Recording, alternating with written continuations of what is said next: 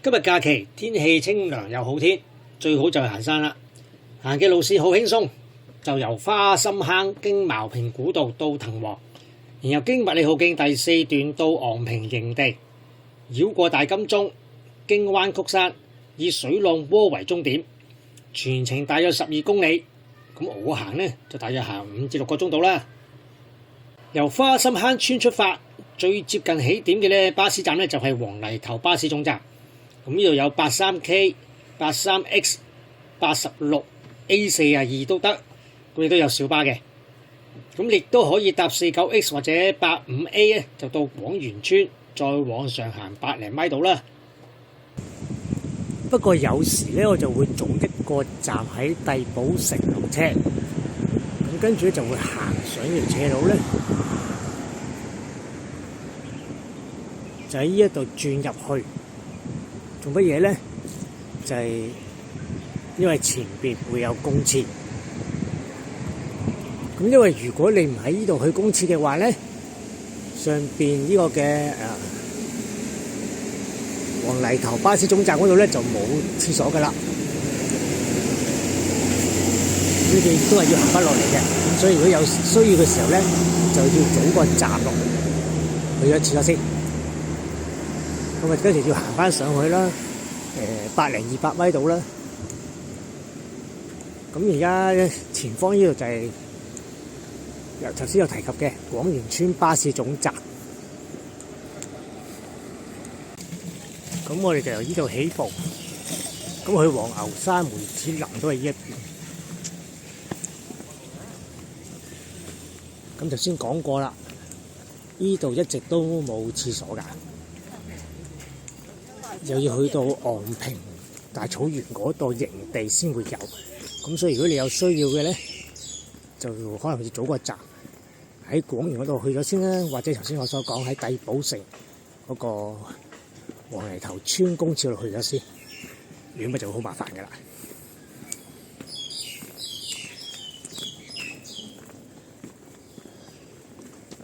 咁就喺呢條村路一直上。咁再向前行咧，呢個就係花心坑嘅集水區。其實我就已經到咗花心石噶啦，真係好快噶咋。頭先上嚟呢度5分鐘到。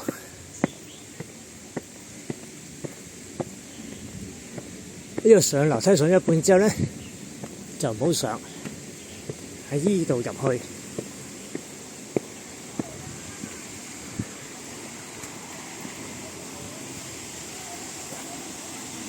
前邊就係花心石㗎啦。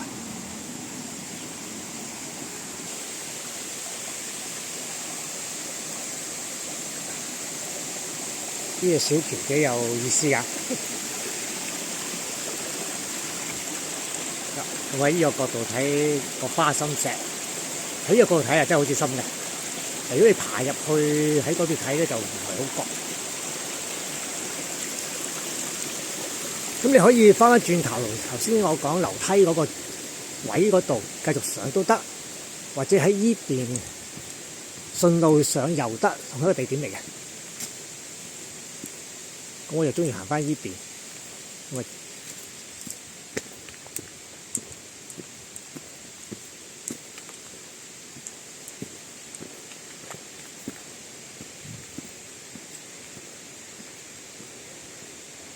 咁如果行依邊嘅話咧，就留意呢度唔係直去啊，喺呢一度，下邊有個箭嘴寫住嘅，不過啲字甩咗色咯，就轉右，我哋就會喺花心石嘅上邊。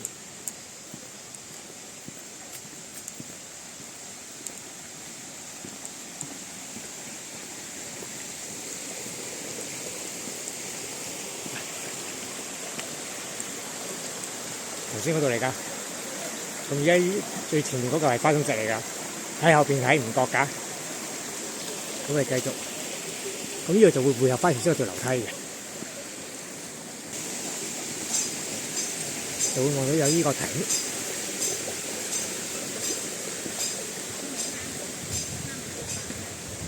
我話花心坑亭。咁你可以作一個小休咁樣嘅。咁我就喺呢度直上。咁呢度你可以望一望個地圖先嘅。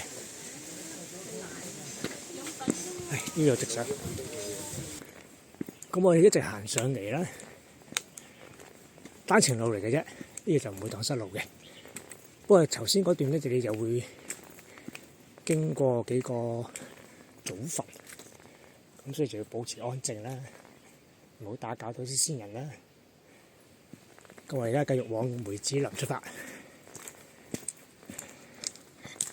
嚟到呢度一個分叉口啊！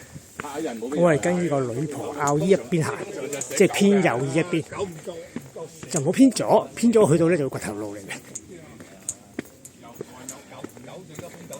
咁呢個沿路都係有啲田地啦，有民宅嘅，咁所以都係保持安靜好啲。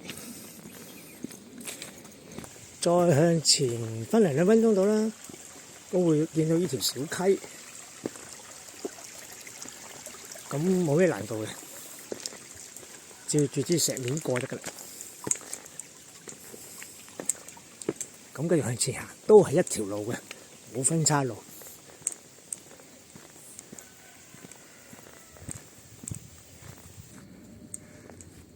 咁其實大約行咗半個鐘啦，連埋頭先喺花心石打咗陣卡，咁啊一直向上嘅，全部都係起好咗嘅石級或者啲山徑。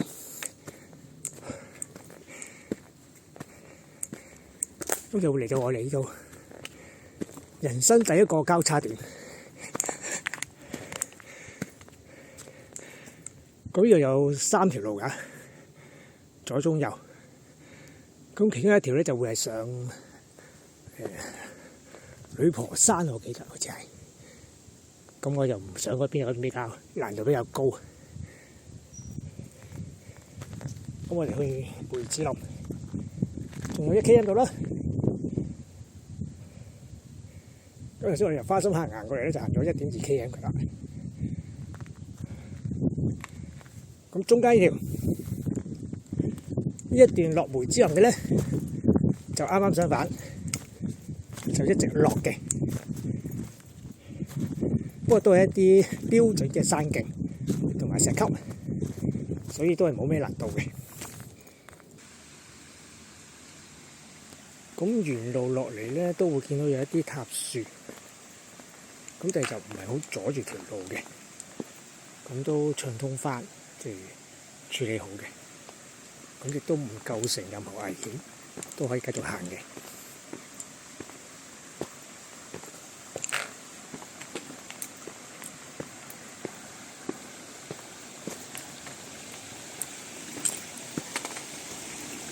咁前面有條小溪啦，咁呢度就要會留意下啦，同埋過溪嘅時候就睇下水位去到邊度咯。咁今日嘅當然安全啦。咁過呢條橋之後冇耐就會到呢個梅子林㗎啦。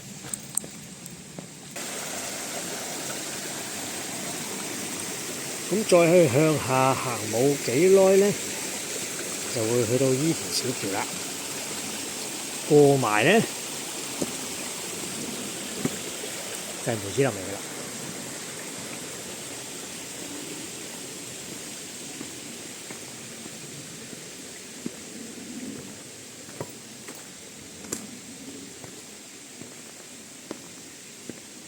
咁呢度已經進入咗馬鞍山郊野公園嘅範圍㗎啦。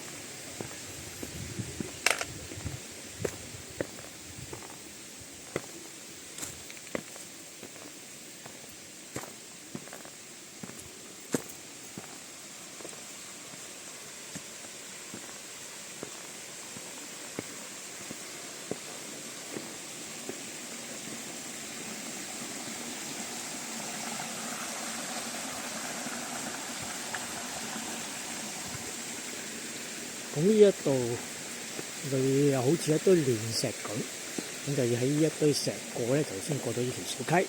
咁過咗去咧，就係梅子林村。咁我就喺度小休一陣啦。如果大家見到呢嚿石咧，嗰個就係女婆山，應該係我冇搞錯嘅話啦。zoom 近啲，大家睇下呢嚿石，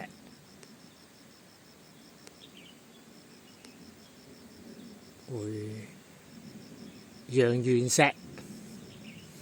咁點解叫陽圓石咧？咁大家睇下似唔似啊？咁呢度就係梅子林村啦。咁呢度直行過去就會駁返另一邊。咁我哋繼續我嘅行程。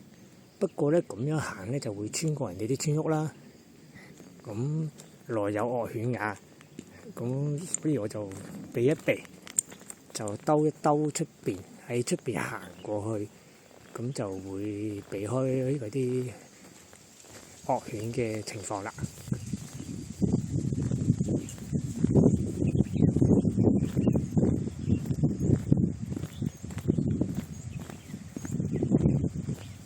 嚟到呢度都有網絡㗎啦。咁我哋由出發到呢度咧，沿途嘅網絡就唔係太理想。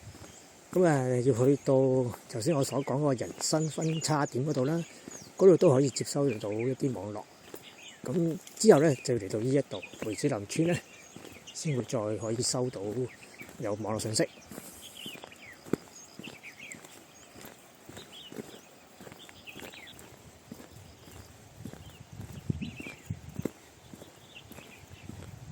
咁如果喺呢一度咧，其實如果呢度有條路落嘅，咁就落翻馬鞍山嗰頭。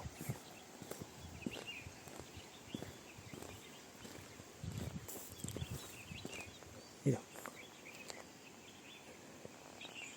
咁我哋就喺呢度上翻入翻村。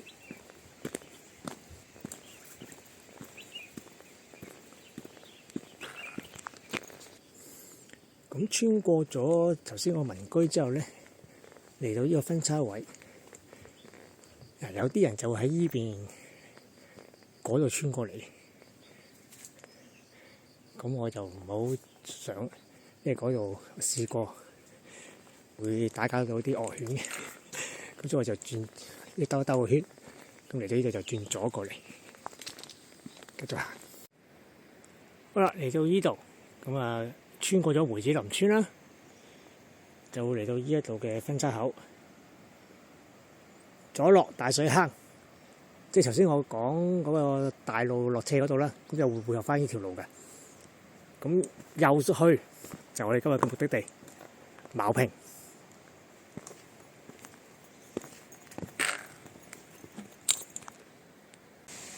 咁我由出發到而家大約行咗1個鐘度啦。咁唔算遠嘅個路程，咁就開始呢一度往茅坪嘅一段，咁就開始主要又向翻上㗎啦。咁行呢段上嘅時候咧，雖然係標準嘅石梯啦，不過呢度啲石咧就比較光滑一啲，所以行嘅時候要小心啲。尤其是有時，譬如啱啱早呢2日有落嗰啲毛毛細雨咧。咁啲石面咧就會有啲青苔啊，咁就會更加滑。咁我試過調轉行嘅，即係水浪窩嗰邊行翻過嚟呢度。咁啱啱嗰日啲石面又比較滑，落就會好難。咁所以咧，自此之後咧，我行呢段山嘅時候咧，我都唔會再喺水浪窩嗰邊出發啦，因為呢一度落咧，我會覺得比較難搞。咁又上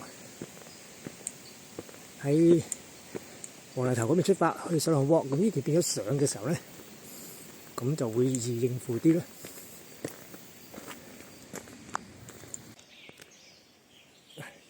沿路咧都係微微向上咁樣行，呢一度就係我頭先所講比較濕滑嘅其中一段。咁因為你見到啲石面咧，佢都係微微向下斜嘅，即係唔係好似樓梯咁樣平嘅。咁所以如果你上咗到啦，如果啲石面濕滑咗嘅時候咧，向下行嘅時候咧，有點尷尬嘅行得。咁所以我就通常都係選擇向上咁樣呢邊行。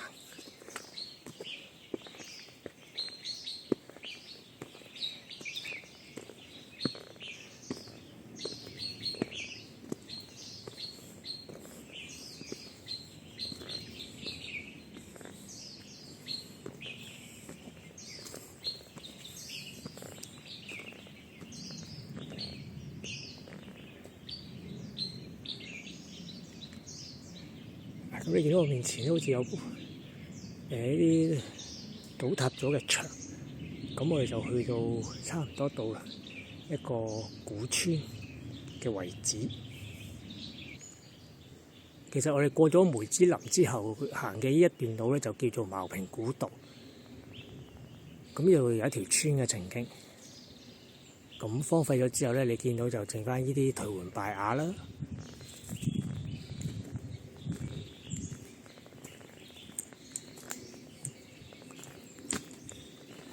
前邊有一間比較完整啲嘅，就係依間啦。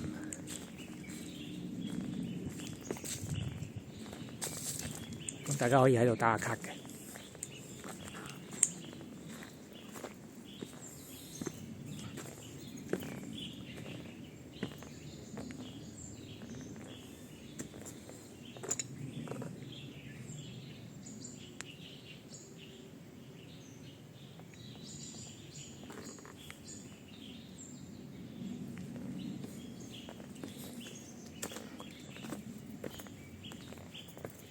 入去打卡就唔建議啦，因為始終有危險性。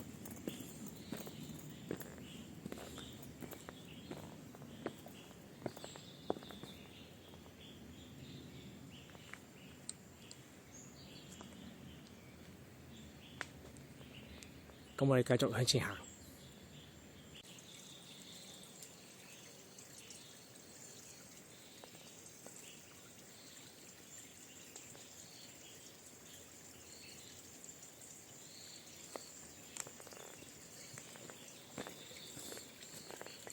咁沿路都見到一啲頹垣敗瓦，係昔日呢條老村嘅一啲嘅圍牆啦。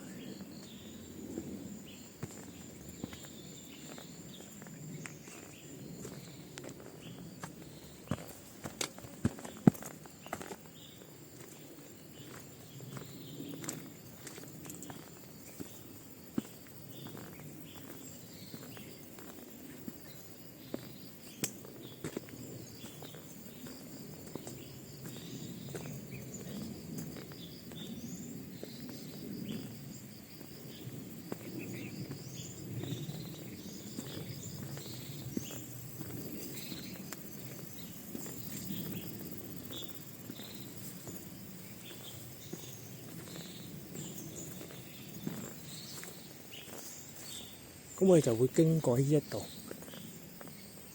劉氏宗祠，我哋就唔入去啦。我哋繼續向前行。咁行呢段山徑咧，偶然會見到呢啲小溪，咁聽到啲流水聲，幾舒服。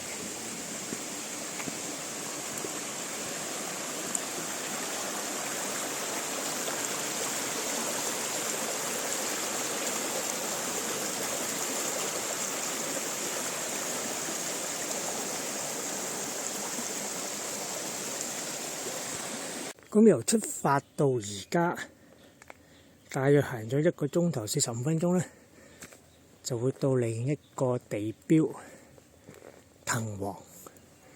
不過如果大家有留意新聞咧，就知道啦。藤黃早前咧就被狠狠地斬斷晒。咁我就睇下而家藤黃係咩情況嘅。咁呢度入邊咧有個大草原可以喺度休息嘅。咁要再入咧，即係前邊見到有個黑地，好似凹個窿位咧，我哋就入去就睇藤黃嘅。咁呢度一入去就係㗎啦，唔需要再行好遠。呢個後邊就係一見到間屋就係呢棵，就係藤黃。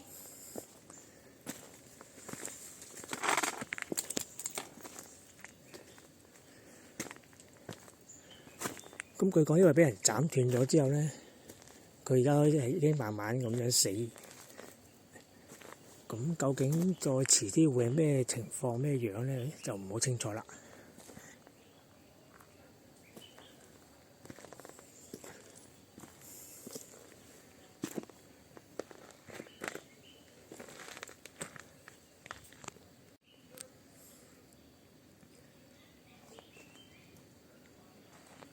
咁呢度另外有一啲比較奇特嘅自然景象啦，空心樹啦。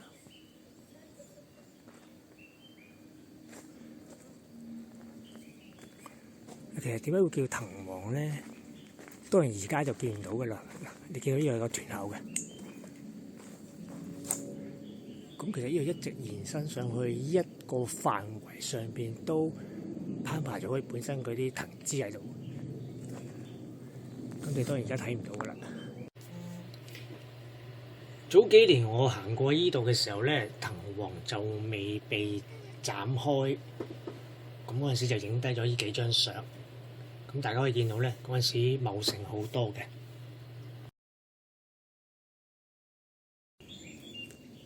咁呢一度隱約都仲見到有啲少少啦，攀附喺其他植物上邊。但係當然啦，相比起佢最茂盛嘅時候，已經不復當年啦。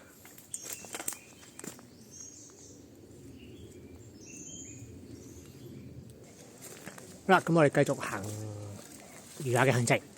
你要見到咧，呢度係一個十字路口嚟嘅。咁我頭先喺梅子林嗰邊過嚟啦。咁其實差唔多行咗1.7公里，再直行就係北港古道，再落係北港啦，就可以去到西貢嗰邊。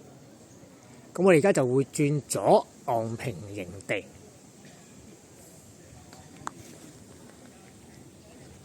就喺依邊開始行啦。其實沿路咧呢一段咧喺啲樹影之間隱約可以見到西貢嗰邊嘅。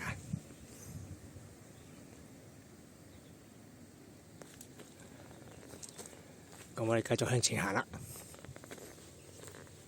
咁啊沿路都係一啲嘅山徑，咁就係狀況非常理想嘅，冇咩難度。咁你途中咧就會見到呢一啲標註牌。咁我而家行緊呢段咧，其實就已經係麥理浩徑嘅第4段嚟嘅。咁再向前行，應該冇幾耐咧，就會到呢個昂坪營地嗰個大草地啦。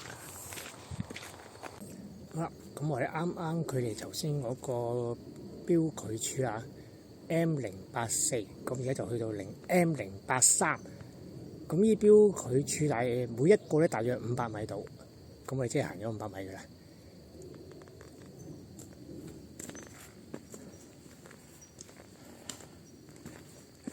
距離頭先我哋喺茅坪嗰邊，即係藤黃嗰度啦，嗰個十字路口咧，嚟到呢度就大約15分鐘到啦。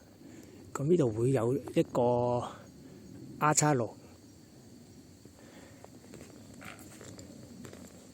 右邊呢度如果落去咧就係大水井，咁我哋今日嘅去嘅咧就係偏左呢一邊，繼續上去昂坪營地。咁頭先嗰個 R 叉位行5分鐘到啦，就會到呢個嘅昂坪營地啦。咁如果你假日天氣好嘅情況嚟嘅咧，就會見到有啲人喺度玩呢個嘅滑翔傘㗎啦。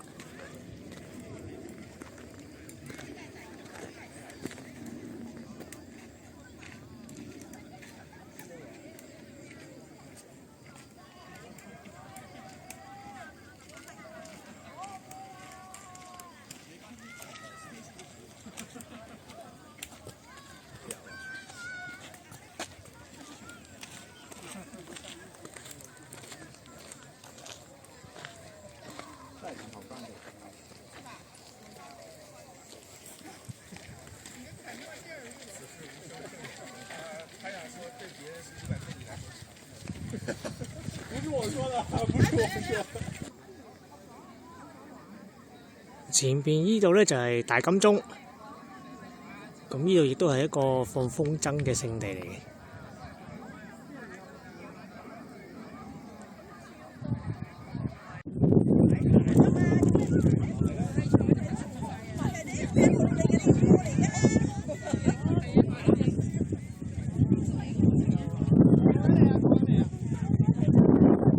呢度咧就可以遠眺到西貢噶啦。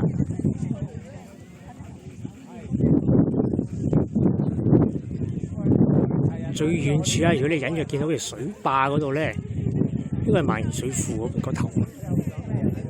希望冇搞錯啦。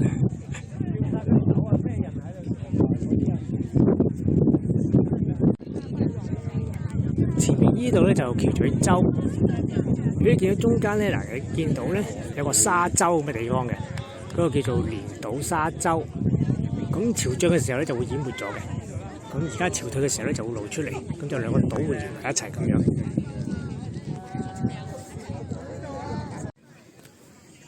不過如果你喺度欣賞風景啊，同埋睇人玩個滑翔傘嘅時候咧，你要好小心啊！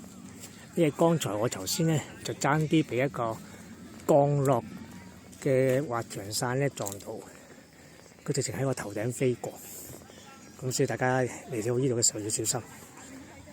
好啦，嚟到呢度咧，入邊係一個營地嚟嘅，咁就會有一個廁所，咁就可以喺度解決。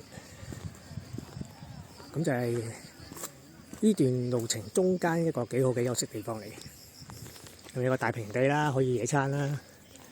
又可以去廁所，呢度入到盡就係噶啦。咁行到嚟呢度叫做昂坪營地之後咧，轉右前邊就有兩間廁所。咁大家對呢兩個廁所嘅衞生情況咧，唔好期望太高啊，因為係旱廁嚟嘅，同埋最好噴定蚊怕水先好入去啊。好啦，咁我哋沿路返返出去，咁就繼續我哋嘅行程。其實如果嚟到呢個昂坪營地咧，差唔多係行程嘅一半噶啦。咁計埋頭先，我喺藤黃嗰度休息咗大半個鐘頭食嘢啊，咁樣各樣啦，打卡。咁其實我而家只係用咗3個鐘嘅啫。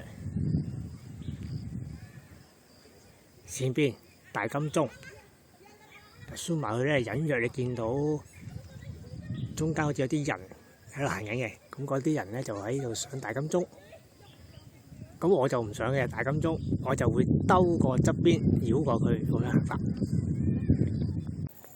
咁呢段路你會見到兩邊咧就落咗啲繩啦，咁啊提醒大家咧就行翻路嘅中間，就唔好行兩邊。咁啊希望咧兩邊嘅草地咧可以唔會俾人成日踩，咁啊可以維護個植被啦。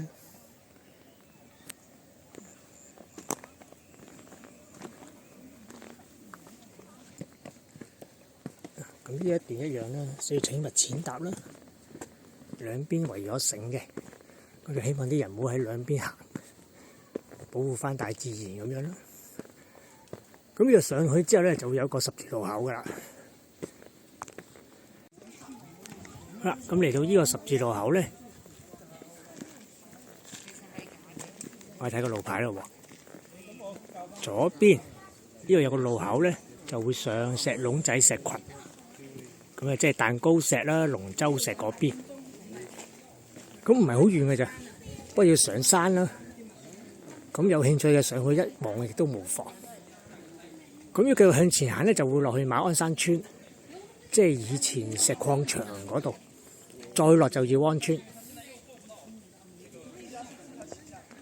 咁昂坪營地頭先我哋嚟嗰個地方啦。咁我哋今日嗰個路咧就會轉右。麥理浩徑第4段繼續，即係企嶺下嗰邊，咁喺呢邊轉右。咁呢度頭先睇到咧有個亭啦，咁就可以休息一下先嘅。咁我哋繼續出發啦。喺個路牌嗰度，頭先我講啦，路口轉右，企嶺下範圍。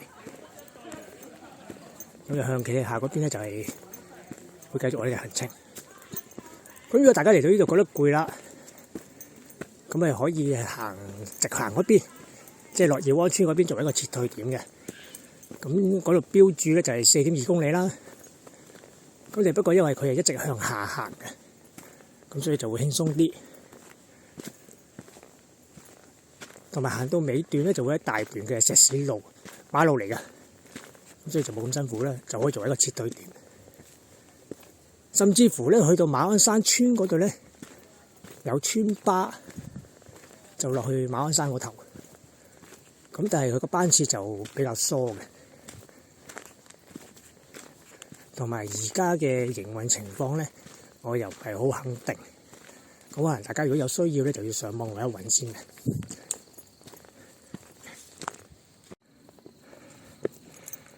咁跟住呢度有一段咧就不停上樓梯嘅，咁雖然未至於話去到幾百級嗰啲咁誇張啦，咁就相對之前行嗰啲比較平坦啲嘅路嚟講咧，呢段都算辛苦噶啦，我有定心理準備喎，會喘氣㗎行到。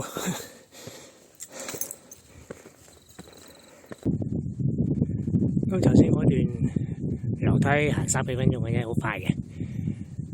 咁我就已經兜過咗個大金鐘啦。而家呢個鏡頭前呢個就係大金鐘。你隱約見到咧，呢一度有條山路仔㗎。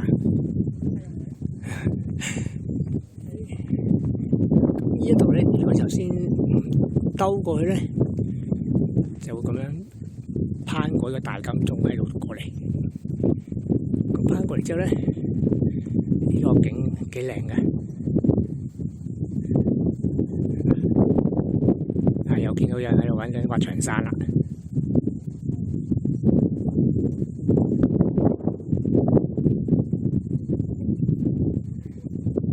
咁我哋繼續行落去，就會到呢個嘅灣曲山。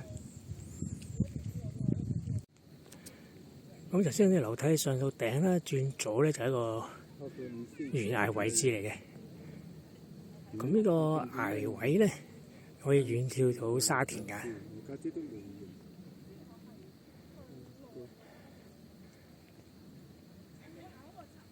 好啦，咁我哋翻轉頭啦，就跟翻頭先嗰位轉右，繼續行去灣曲山。好啦，咁頭先我講啦，上完樓梯頂之後咧轉右啦。咁其實呢段樓梯同埋呢段石坡咧，已經算係全程最辛苦嘅一段噶啦，因為都係不停向上啦，咁啊都要行到10幾分鐘。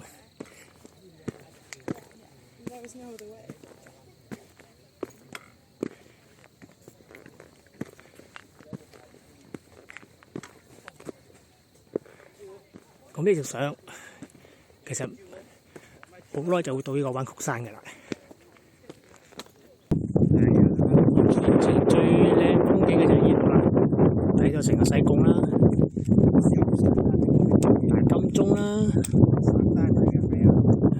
可以有360度啊，再睇到沙田啦。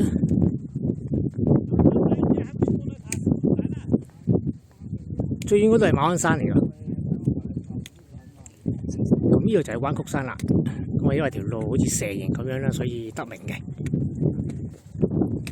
係一個360度轉向。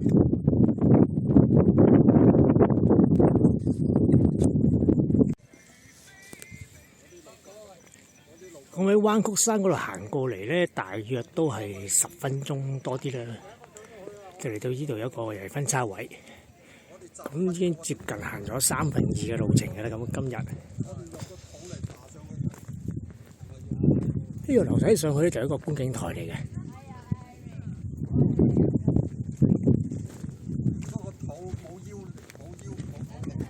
咁呢度標注 M078，咁我哋頭先睇到第一個標注牌嘅時候咧就係 M084，咁即係由嗰度同呢度咧距離咗3公里度啦。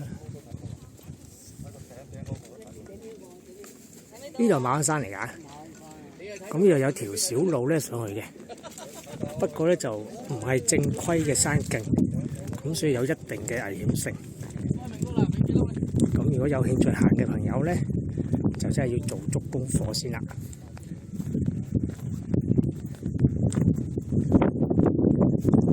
咁我哋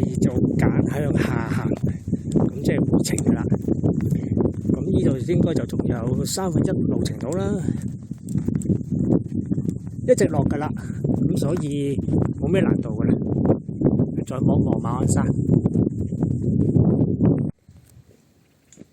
咁呢度一直都係落嘅，有啲石級啊或者樓梯啦，咁個景觀就唔算開揚，咁唯一可以望到嘅咧就係呢一度。如果按地圖 Google 嗰個方向，呢度係向高柏西沙嗰邊嚟，咁唔知係咪而家呢個位啦。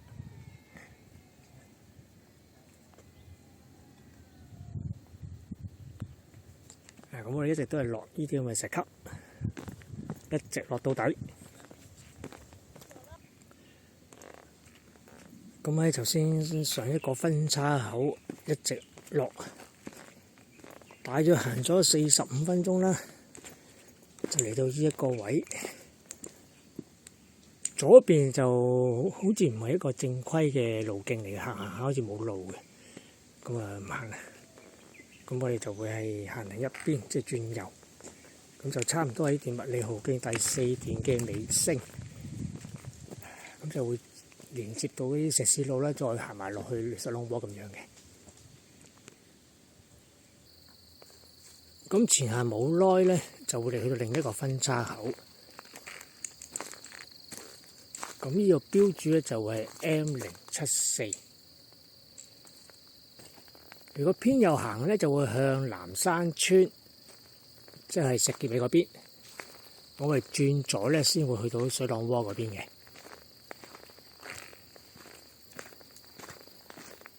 咁基本上沿路都係呢一啲嘅兩邊樹蔭嘅山徑啦。去到尾段就會一大段嘅石屎路啦。咁呢段路咧都頗長嘅，兩邊都係竹林嚟嘅。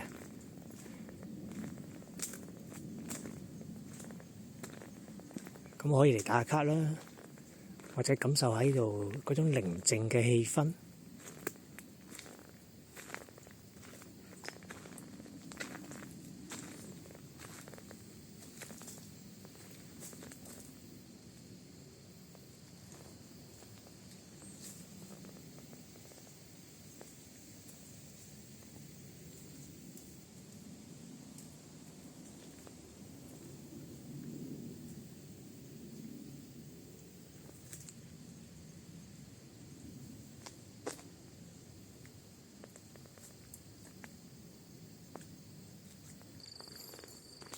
行過咗嗰片竹林之後咧，就會駁上呢條石屎路。咁基本上呢個麥理浩徑第4段咧，我哋就嚟到依度噶啦。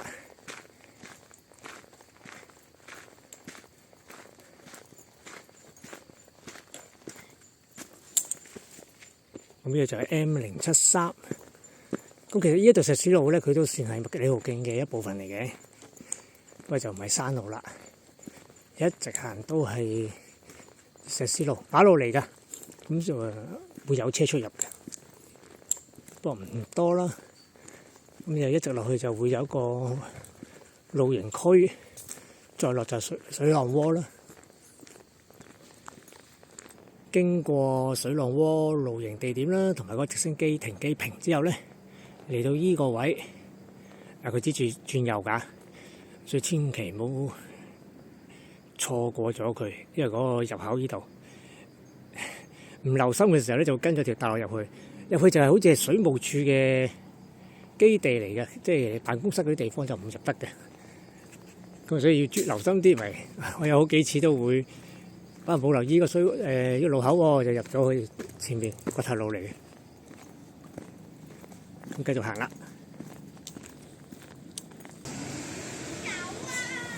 咁頭先見到嗰個標距紙寫住069，再行多3-4分鐘，有冇幾耐㗎啦？就會嚟到今日路程嘅終點。咁當然啦，你都可以喺呢度作為起點嘅。企嶺下林道，咁呢個就係企嶺下嘅燒烤場。咁呢度向前走咧，就會有巴士翻出沙田啊，或者其他嘅地方，各色其色啦。咁當然你再向前走咧，係有觀星台，咁都可以再去睇埋嘅，打埋卡都得。咁再向前行多100-200米度啦，就會到呢個水浪窩燒烤場。咁入邊就會有呢個觀星台。咁如果大家有興趣嘅咧，可以入嚟打下卡嘅。咁今日遠足嘅行程就到此為止啦。咁睇下我哋下一次會再去邊度行啊？